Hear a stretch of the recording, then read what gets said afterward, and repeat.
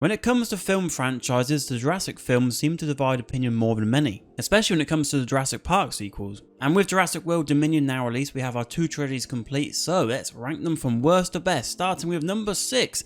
And that is Jurassic World Fallen Kingdom. Starting with the positives, and I think J.A. Bayona as director was a pretty good choice. I think the film was very well presented, and I must say I did enjoy the first act of this film. Seeing our characters flee as the island was getting destroyed was very intense, and then following that we get that very sad scene of the Brachiosaurus left on the island, and we see the shadow fade into the fire, and I thought that was one of the best scenes of the new trilogy actually. I thought that one was really handled very well. But everything after that went downhill and it became a big sloppy mess. We had that clone story, and I think with better writers it could have been executed pretty well, but unfortunately it wasn't. And a lot of this film really was very forgetful. I think I had to have a little bit of a recap before seeing Dominion, because the big chunk of the film I did not have a clue what happened. Apart from the ending when the dinosaurs are released into the world, because that was actually the most exciting part for me at the end, because I was like, okay, that's quite an interesting thing. Now with the dinosaurs in the real world, the final film of this trilogy could be really cool how they actually get that story involved, but as we know it didn't come to fruition, but we'll get into that later. But with this film,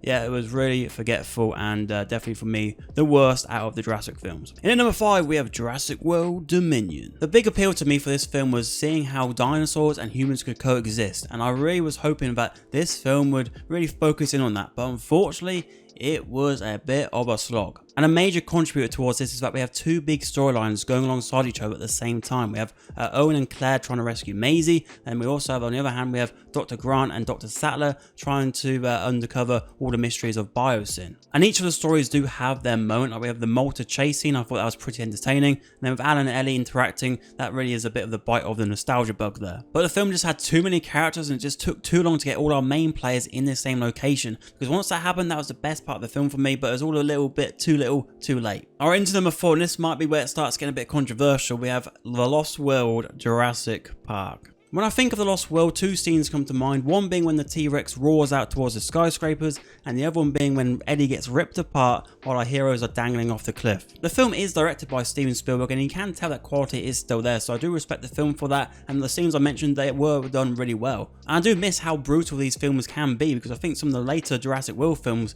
are a little tame. I think a big issue here was the characters. I just didn't think they gelled well together at all. I think Jeff Goldblum did a fine job as Ian Malcolm, but I think that character just couldn't be the lead character here. I think he was missing a bit of control for the film. I didn't really also believe his relationship with Sarah. I didn't really come across that well, but they were actually, a relationship at all. And the plot does meander a bit, and at times you're like, where are we actually going with this film? One thing I do want to mention, the late Pete Postlethwaite was a great choice as Roland Tembo. I really did enjoy his performance. To the top 3 now, and in number 3 we have Jurassic Park 3. Now I know a lot of people hate this film and will have it at the bottom of their list, but for me, call it a guilty pleasure, I had a really enjoyable time watching this. There's no doubt this film has a lot of flaws, especially towards the end. There's a lot of nonsense which happens there, but as a 80-minute B film with dinosaurs, I had a good time. The film could never really reach the highest of heights because it set the bar pretty low from the off by compacting this film into an 80-minute adventure. And I did appreciate that they did give the characters some arcs, even if they didn't have enough time to really make them that impactful. Like for example, we have Paul Kirby where he can hardly hit a vending machine, but then towards the end he did save his family. Then we have Amanda Kirby who's screaming and running away, but then at the end she's the one who wants to present the eggs to the velociraptors. And then we have Alan Grant who's suffering from PTSD, and we have this very odd scene here. Alan. Which I do understand what they were trying to do here, but yeah, it didn't come across too well. Alan. And he battles that throughout, and then he says at the end of the film that some people observe and some people go for the adventure, and he's accepted that he's a person who likes to observe. Granted, none of these were executed that well, but at least you could see the attempt here, and overall I'd say that the film was a flawed but well-paced action film. So yeah, if there's any other Jurassic Park 3 fans out there, let me know in the comments. But now on to number 2, and it's Jurassic World. Another flawed film in the Jurassic series of movies, but this one I'd say is a bit more well contained. And it might actually be because it's set in an amusement park and the writers had some focus there. This film does remind me quite a bit of Star Wars The Force Awakens, where they do go for a bit of those member berries at the start of a new trilogy, and it does take a lot of inspiration from the original film. And like that film, they do introduce the new characters pretty well. I think Chris Pratt as Owen was a solid lead, and I also think Bryce Dallas Howard as Claire had an interesting development in her character. And one of my favourite scenes from the film is when the dinosaurs are released and they're chasing the visitors, and that poor babysitter gets absolutely thrown around. Obviously, having a number of years between this and the previous Jurassic installment meant that the CGI for the dinosaurs was incredible to look at, and especially for those who if you did see it in the cinema, seeing these dinosaurs on the big screen,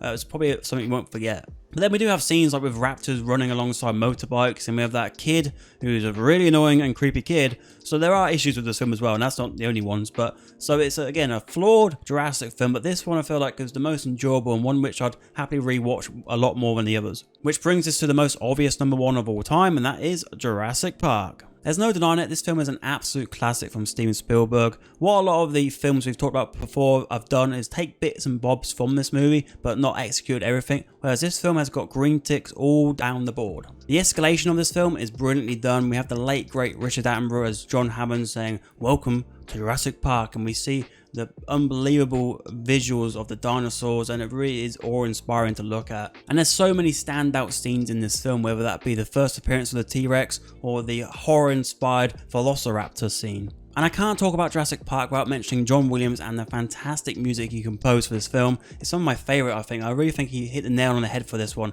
and delivered exactly what he was intending. I think it could take some time before we see a film which is based around dinosaurs as good as Jurassic Park. It really is a really fantastic film, and compared to the other films in the series, it's leaps above the rest, I'd say. So that's my ranking of the Jurassic films so far. We might get some more in the future, maybe with some Vin Diesel space dinosaur adventure. I have no idea, but we'll wait and see what happens. And if you do like these ranking videos, check out this video on screen right now as we rank the first 5 MCU films from Phase 4.